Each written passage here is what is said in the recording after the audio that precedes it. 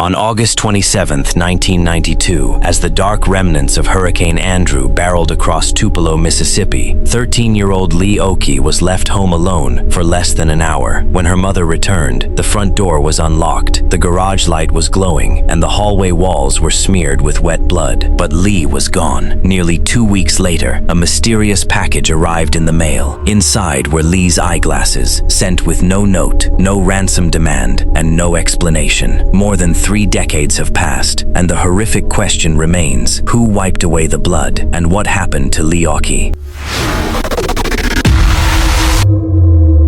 To understand the nightmare that unfolded on Honey Locust Drive, you first have to understand the gentle, bright-eyed girl at the center of it. Leigh Marine Occhi was born in Honolulu, Hawaii, in the late summer of 1979. The daughter of 2 military service members, Donald Occhi and Vicky Felton, Leigh was described by those who loved her as a sweet, quiet, and deeply affectionate child. She loved pizza, she adored dogs, and she shared a tight bond with her father. But like many military families, life brought major shifts. Donald and Vicky eventually divorced, and by August of 1992, 13-year-old Leigh was living with her mother, Vicky, in a quiet neighborhood in West Tupelo, Mississippi. It was late August, that transitional week right before the new school year begins. Leigh was preparing to enter the 8th grade at Tupelo Middle School. She had just turned 13 a week prior. Like any teenager on the cusp of a new school year, her mind was on simple things: meeting up with friends, attending the upcoming middle school open house that evening, and making plans for dinner at Taco Bell. But nature was preparing to disrupt the peaceful southern town. Hurricane Andrew had slammed into the Gulf Coast days earlier and was now sweeping across the inland south as a dangerous tropical depression, heavy with rainstorms, severe squalls, and darkening skies. On the morning of Thursday, August 27, 1992, heavy rain was already beginning to fall over Lee County. Vicky Felton worked at Leggett & Platt, a local manufacturing facility located less than 1.5 miles from their residence at 105 Honey Locust Drive.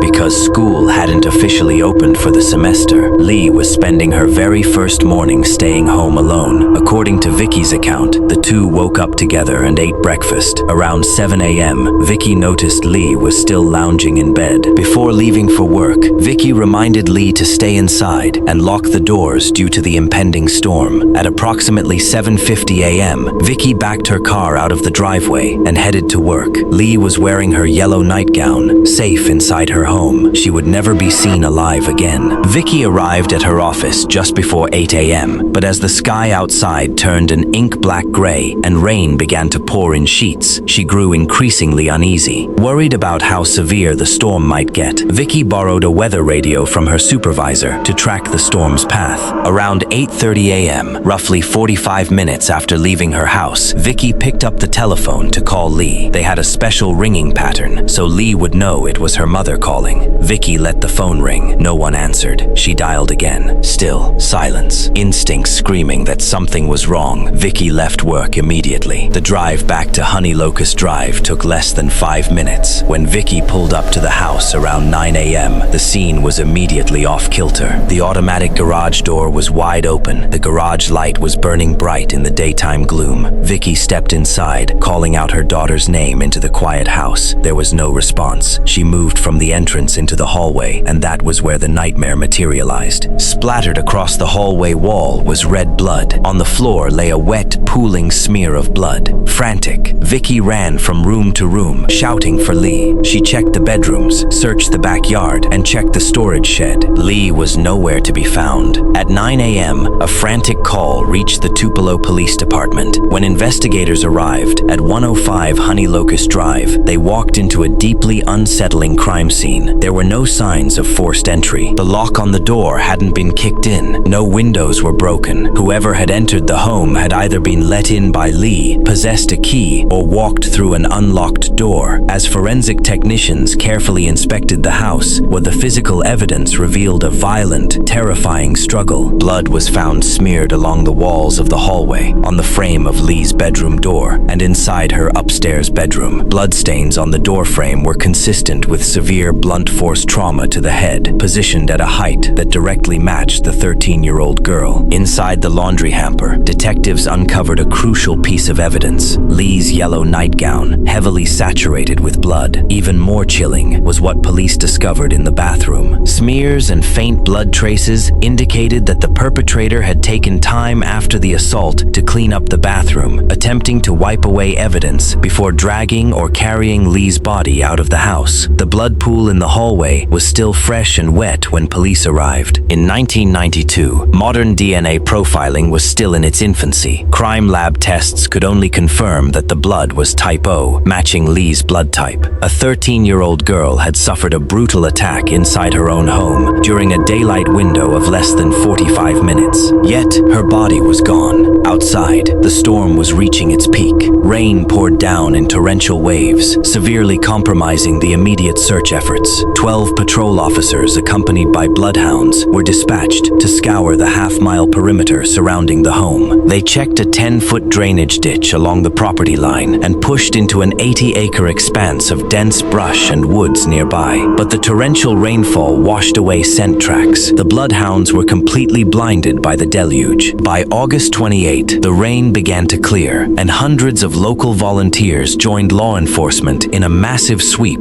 across West Tupelo. Helicopters buzzed overhead, while searchers combed pastures, dense timberlands, and open fields, including the plot of land where the West Main Walmart stands today. Leigh's father, Donald Occhi, was stationed in Virginia with the military when he received the heartbreaking phone call from his ex-wife. He immediately flew to Mississippi, joining the search parties and wandering through fields for a month, desperate for any trace of his daughter. Donald would later recall the overwhelming grief of those days, stating bluntly, "She was a smart, sweet little girl. She was a daddy's kid. She liked to be hugged. She liked pizza. She liked dogs." Deep down, Donald felt the grim reality from the very beginning. "I felt she was dead the day my ex-wife called me and told me she was missing," Donald admitted years later. "My theory is that some bastard beat that child to death in that house." Days turned into a week. No clothing, no shoes, and no physical trace of Leigh emerged from the Mississippi woods. Then, on September 4, 8 days after the disappearance, a tip came in from the nearby town of Booneville, about 30 miles north of Tupelo. A college student working the drive-through window at a McDonald's reported seeing a young girl who closely resembled Leigh sitting in a vehicle. For a fleeting moment, a spark of hope ignited. Could Leigh still be alive? Was she being held captive? Police rushed to investigate the sighting, but the lead collapsed almost as quickly as it had appeared. Detectives tracked down the vehicle and confirmed that the girl in the drive-through was someone else entirely. The case was slipping back into cold darkness, but just 5 days later, an extraordinary and bizarre delivery would turn the entire investigation on its head. On September 9, 1992, nearly 2 weeks after Leigh vanished, a strange package was delivered in the mail to the house on Locust Drive. The package was an envelope postmarked from Booneville, Mississippi, the exact same town where the false McDonald's sighting had occurred days prior. Curiously, the envelope was not addressed to Leigh, nor was it addressed to her mother, Vicky. It was addressed to Barney Yarborough, Leigh's ex-stepfather, who had separated from Vicky just a few weeks before the disappearance. Inside the envelope was a single item: Leigh's eyeglasses. There was no ransom note, no letter, no message written inside, just the thin, metal-framed glasses that 13-year-old Leigh required to see clearly. The package was immediately turned over to law enforcement and rushed to the FBI crime laboratory for forensic testing. Detectives hoped the envelope would yield groundbreaking evidence: fingerprints, latent skin cells, or saliva on the stamps that could lead directly to the abductor. But the sender had been meticulously careful. Analysis revealed that the postage stamps had not been licked. They had been moistened with water. The package carried far more postage stamps than required, ensuring it wouldn't be held up or returned for insufficient postage. There were no usable fingerprints. The mailing of the glasses left investigators baffled and unnerved. Why would an abductor go through the risk of mailing the victim's eyeglasses back to the family home? Police quickly developed a theory. The package was a deliberate distraction, a ruse meant to taunt the family, throw detectives off the trail, and divert attention toward Booneville. Whoever mailed those glasses knew intimate details about the family. They knew the address, they knew Barney Yarborough's name, and they knew how deeply the gesture would cut. The question was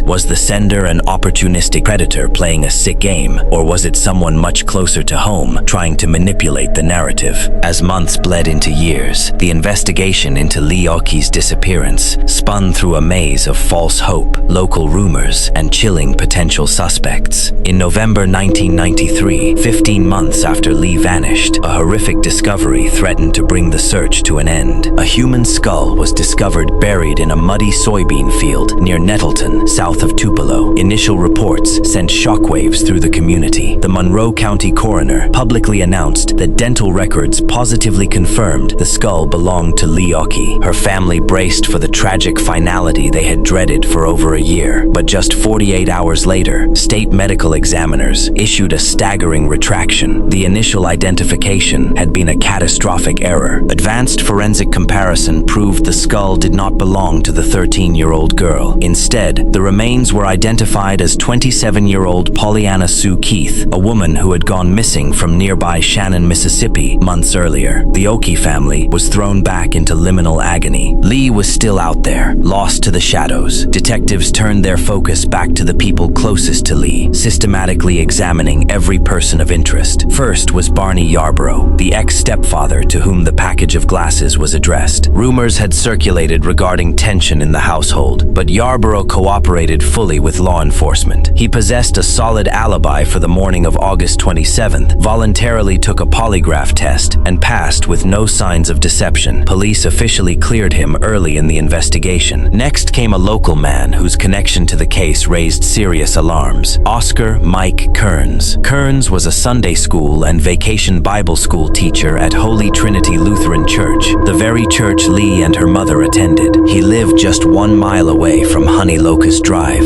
Even more disturbing, Kearns had a hidden criminal background involving child exploitation and abduction charges. According to Vicky, Kearns began displaying unsettling behavior immediately after Leigh vanished. He began making unexpected, unannounced visits to her home, yet avoided eye contact whenever her daughter's name was brought up. When the FBI and local detectives attempted to interview Kearns, he immediately retained legal counsel and refused to answer questions. At one point, he teased investigators by offering to submit to a polygraph, only for his attorney to step in and cancel it. While Kearns remained a prime person of interest in the eyes of many, law enforcement lacked concrete physical evidence connecting him to the crime scene on Locust Drive. That left one final, deeply painful avenue of investigation: Leigh's own mother, Vicky Felton. From the earliest days of the case, community suspicion settled heavily on Vicky. Skeptics found the morning timeline extraordinarily difficult to digest. How could an outside intruder monitor the house, watch Vicky leave at 7:50 a.m., break inside without forcing entry, brutally attack Leigh, attempt to clean up the blood in the bathroom, package the body, and vanish from the scene, all within the tight 45-minute window before Vicky called at 8:35 a.m. Furthermore, police interviewed Vicky repeatedly. She agreed to take 3 separate polygraph examinations, one administered by local authorities and 2 conducted by the FBI. Retired lead detective Ronnie Thomas later confirmed the troubling results. Vicky showed clear indicators of deception on all 3 polygraph tests. Her distant, flat demeanor during public appeals further fueled public criticism. Unsubstantiated rumors began circulating that Vicky and Leigh had engaged in a violent physical altercation the night before the storm, and that the morning timeline had been manufactured as a cover story. Leigh's father, Donald, publicly voiced his own agonizing doubts. "People called me and contacted me all the time," Donald recalled of his time searching Tupelo. "It was mostly, look at her mother, look at her mother. I already was doing that. I don't know if her mother was involved." Vicky, however, vehemently denied any involvement in her daughter's disappearance, maintaining that she was a grieving mother being unfairly targeted by a desperate investigation. Without a body, a confession, or definitive DNA evidence, no charges were ever filed. Decades have swept past since that rain-drenched Thursday in August 1992. The physical crime scene on Locust Drive has long been repaired, painted over, and lived in by new occupants who may never know the violence that occurred within those walls. Barney Yarborough passed away in 1996, taking whatever knowledge he possessed to the grave. Investigators who originally worked the case have retired, leaving behind 2 massive boxes filled with hundreds of interview transcripts, physical evidence logs, and dead-end tips. Yet, the ghost of Leigh Occhi still hangs heavy over northeast Mississippi. Was Leigh the victim of a calculated local predator like Mike Kearns, who seized a terrifyingly brief window of opportunity during a severe storm? Was she targeted by an unknown stranger who took advantage of an unlocked door? Or did an unthinkable tragedy occur behind closed doors, hidden forever beneath layers of deception? 13-year-old Leigh Occhi deserved to grow up. She deserved to attend her middle school open house, to go out for pizza with her friends, to laugh, to love, and to live a full life. Instead, her story was cruelly cut short, swallowed by a storm, leaving behind only blood on a hallway wall and a pair of spectacles returned in the mail. Somewhere, the truth remains. Someone knows what happened in those lost 45 minutes on August 27th, 1992. And until that truth comes to light, Leigh Marine Occhi remains forever missing. If you or anyone you know has any information regarding the disappearance of Leigh Marine Occhi, please contact the Tupelo Police Department or your local FBI field office. Even the smallest detail could finally bring peace to a family that has waited more than 30 years for answers. If you found this story compelling, please like, subscribe, and share this video to keep Leigh's memory alive. Thank you for watching, and stay safe out there.